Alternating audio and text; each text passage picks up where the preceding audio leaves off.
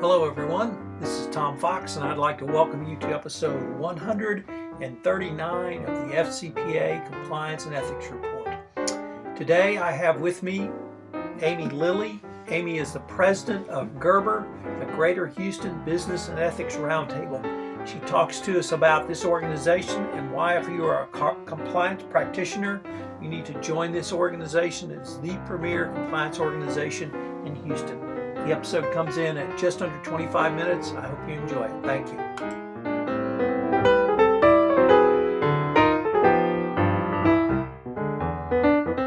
Favorite people in the entire world on for a chat.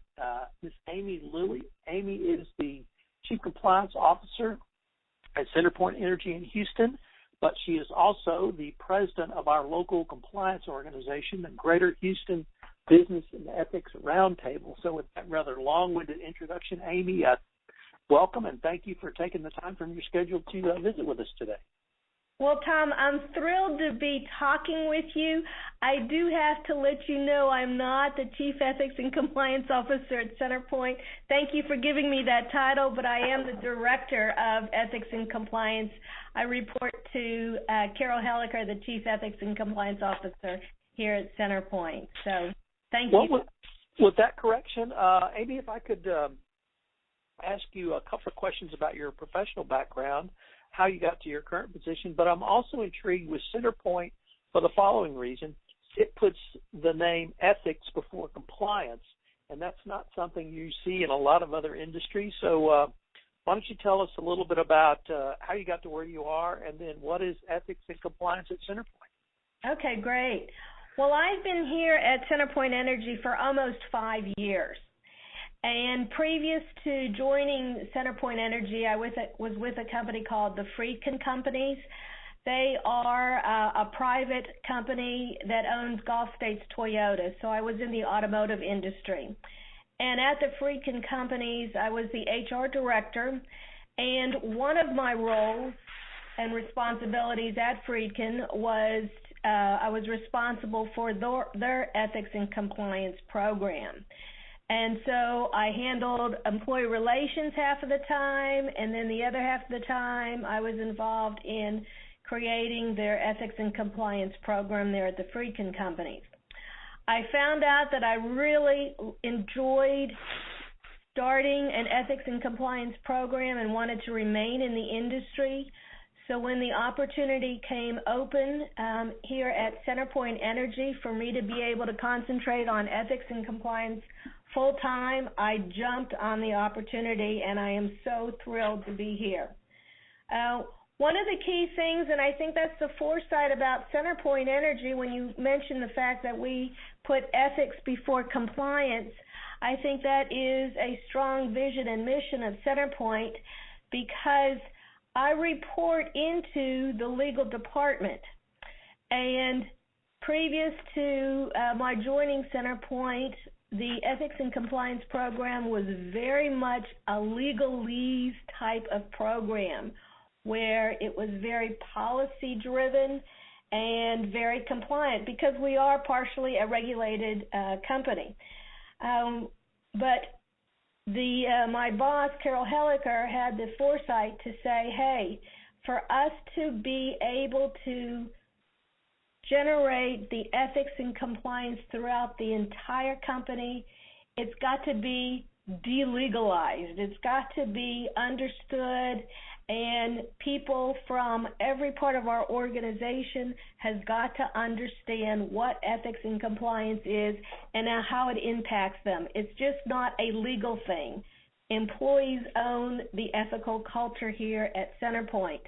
And I think that just from being in the ethics and compliance industry, I think we all realize that ethics trumps compliance every time, no matter what happens as far as the rules, regulations. People can't always read rules, regulations, but what it comes down to when people are making decisions, they go back to the ethical culture. What is the culture of the company? So that gives you some idea as far as CenterPoint and how they realize that ethics, again, trumps compliance.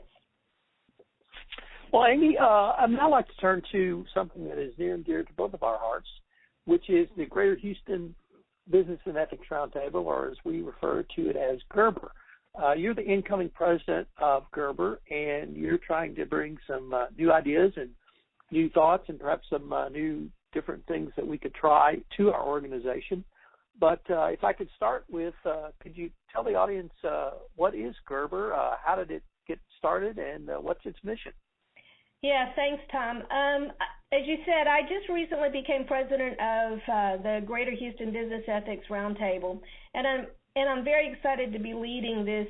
It's a nonprofit 501c organization, and interesting enough, the organization started in 1995 by a visionary by the name of Betty Steed, who was the director over at the University of Houston. And there were 30 charter companies that she solicited in order to be able to start the GHBER organization. And if you can think about 1995, there wasn't that much enthusiasm for ethics. It was like, hey, why do we need ethics? But as soon as the Enron scandal broke in 2001, that's when the GHBER organization really got its momentum as far as people interested in learning about the federal sentencing guidelines. How do I do this? How do I handle this? So through that, as you've said many times that I've heard you, Tom, Houston, we are very fortunate or unfortunate, but with all of the issues that have occurred with various companies, we have a lot of ethics and compliance people in Houston, a lot of companies, BP, Halliburton, who can share their stories, and we really value the discussions and how those ethics and compliance programs are put together, and that's basically what GHBER is, what we want to achieve. It is a roundtable so that we want people to feel very comfortable coming to our meetings, coming to the organizations, creating a network that not only whenever they meet at our quarterly meetings, but they also make some contacts so that they have lunches or dinners so that they can exchange ideas and see what other professionals are doing in our industry. Amy, you're in the utility industry. I tend to, at least I grew up professionally in the energy space. Is GHBER limited to one industry, or does it really cut across all industries and indeed lawyers, accountants, CPAs, and others? Yes, I think that's one of the things that is so intriguing about the ethics and compliance field. Many of us come from, have started in the field from other disciplines, either like myself in human resources, legal, audit, risk. So all of the varied backgrounds come together, and as a result, yes, CenterPoint is a utility, but it caters, and what we share with other companies, it's unlimited in terms of the industries that we impact, we invite, and we want to have them join our organization as we continue to grow. So no, we're not limited to one particular field or groups of companies. I will say at this point we are heavily, a lot of our participants are in the energy industry, so we do learn from our other businesses, but we're not limited to any type of business at all. Are you limited to practitioners, or do you allow vendors or other companies who might have a product or service in the compliance space join? Oh, that's a great question. No, we are just not limited to practitioners at all. In fact, as our industry is growing, as our field is growing in ethics and compliance, because we are a new career, a new opportunity, a new occupation, our vendors are the ones who really are the experts right now in terms of how they see the marketplace, how they handle helpline concerns, how they handle audit issues. And here you are, Tom Fox, you are the king as far as FCPA. So everybody's knowledge is very well welcome, because we want to share those ideas and generate that knowledge throughout our occupation. So yes, we welcome the vendors, consultants, everybody who has a little bit of expertise and wants to share their knowledge with other companies. Amy, one of the things that I'm not only the most intrigued with about GHBER, but frankly the most proud of, is its educational mission.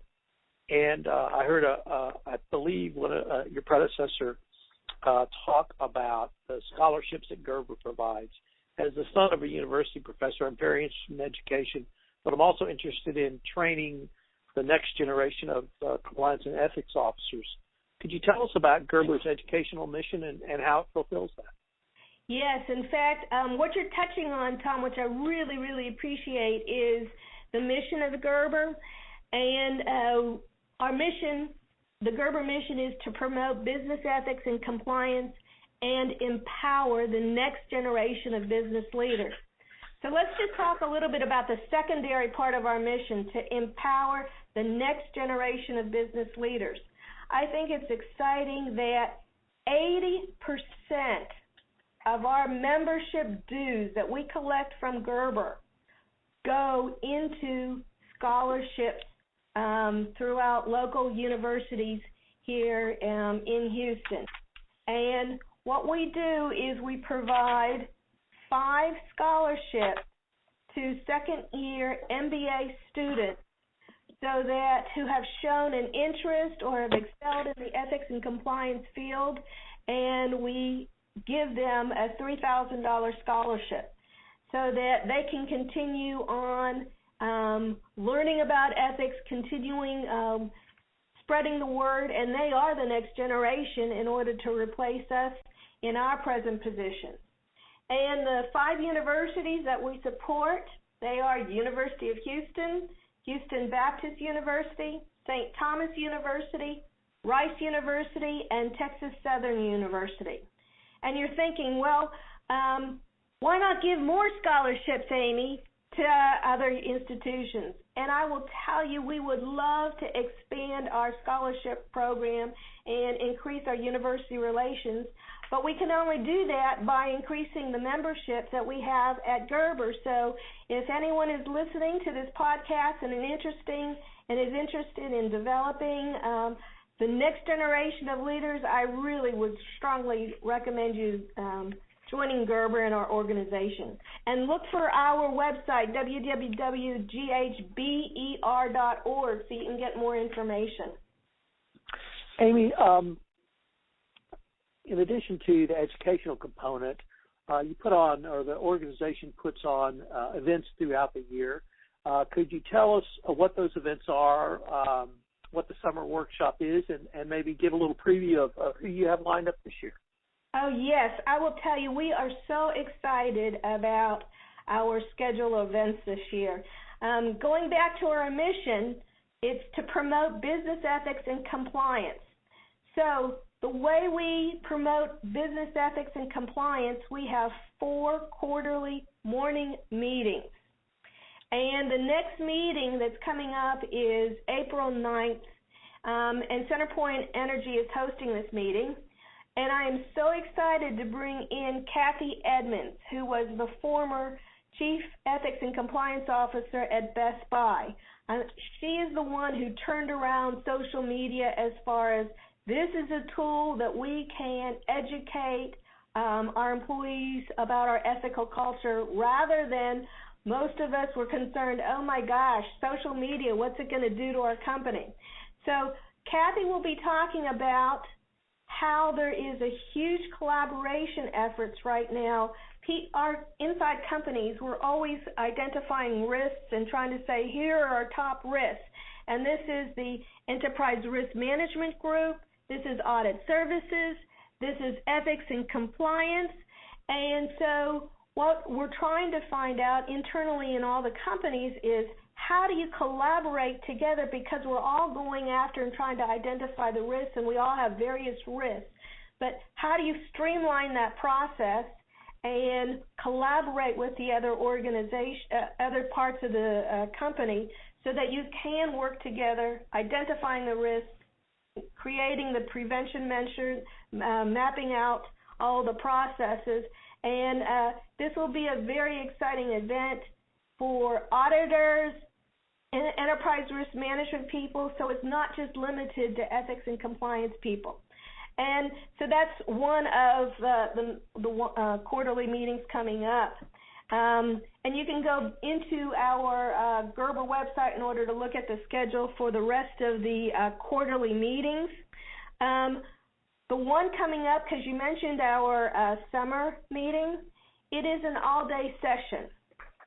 And the all-day session, this is where by joining GHBER, it is the value of your GHBER membership. This is free to our GHBER members, and it is only for GHBER members because it's an all-day session that we focus on best practices.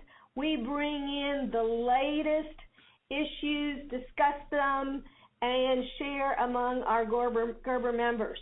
And I tell you, I am excited about, we will be bringing in the Lane Christensen Company, the Chief Legal Officer of Lane Christensen Company, as well as the lead outside attorney for Lane Christensen Company.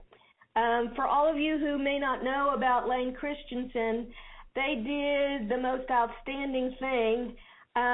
They actually disclosed early about accepting almost $1 million in bribes in Africa, and the Department of Justice declined to prosecute them. It's like, who does that? How did they do that?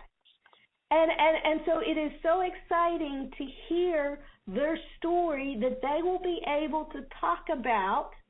And so, if anything, General Counsel, everybody should be very interested in knowing the inside story to Lane Christensen Company, because I know I am, and it'll be it will also give you, the people in the ethics and compliance and legal field, some idea, should we disclose early or should we not, and how it worked out for Lane Christensen. So that's a very exciting meeting. Again, that's going to be on July 16th. So if you aren't a GHBER member and you want to find out about the inside scoop on Lane Christensen Company, definitely come and join GHBER, because it will be a very worthwhile all-day session.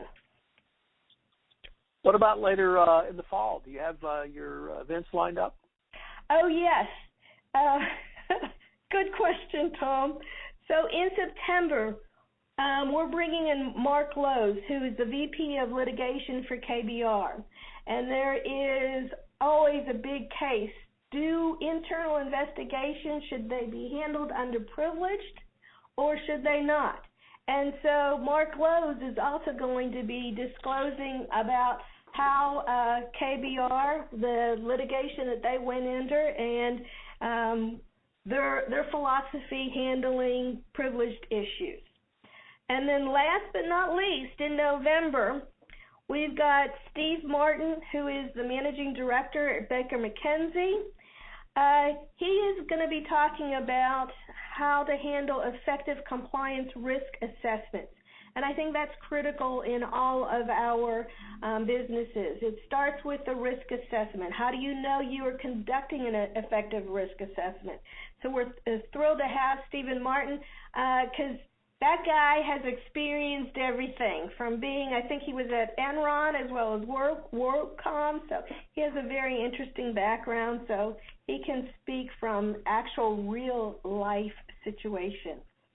You know, I've heard Stephen speak several times. He's an excellent speaker, and you're right, he's worked at some very interesting companies over the year.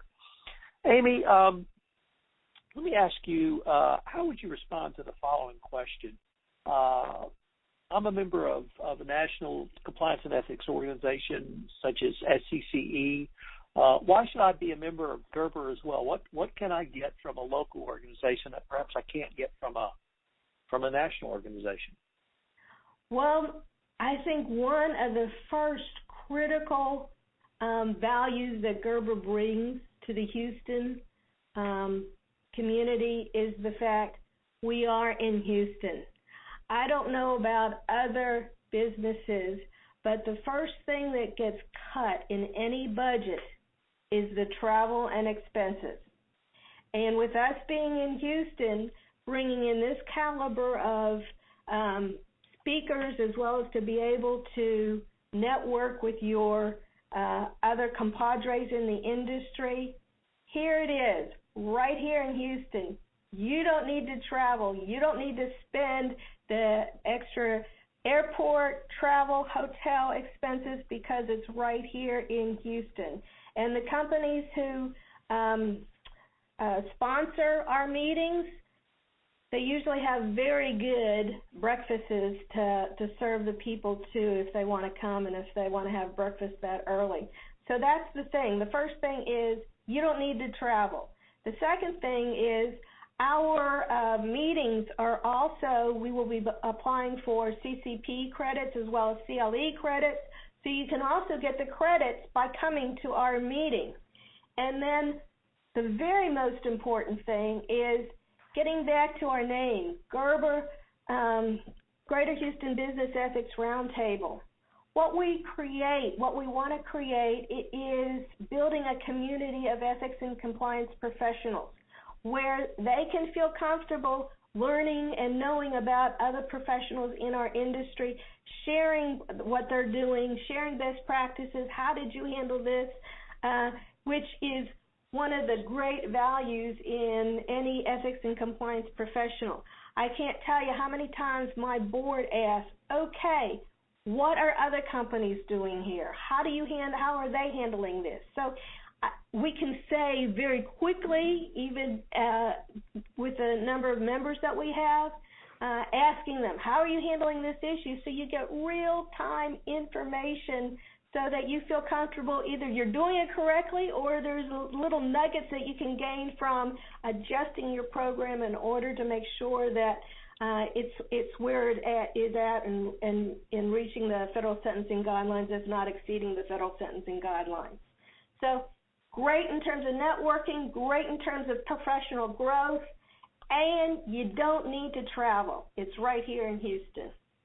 And I'm really leading up to the following question. I certainly know the answer to it, but I think one of the best things about GHBER is its annual membership fee. So with that introduction, why don't you tell us how much it costs for an individual to get all of that?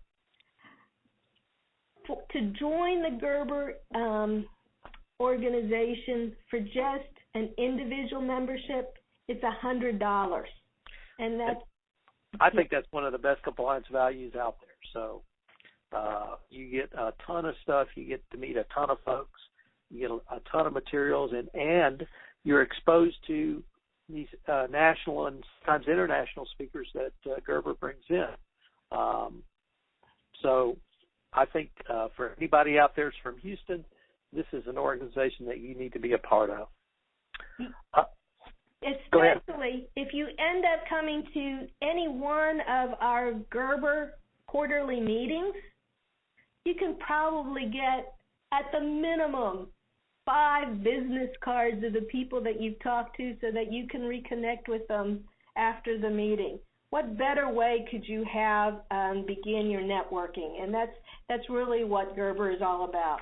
The community of ethics and building this community of ethics and compliance professionals. Amy, unfortunately, we're near the end of our time to visit, but I was wondering if anyone listening would have any specific questions. How would they get in touch with someone at GHBER, either yourself or others? What would be the best way for them to do so? Well, there's a couple of ways. There's definitely, you can go onto our website. Again, it's www.ghber.org, and you've got the listing of all of our board members.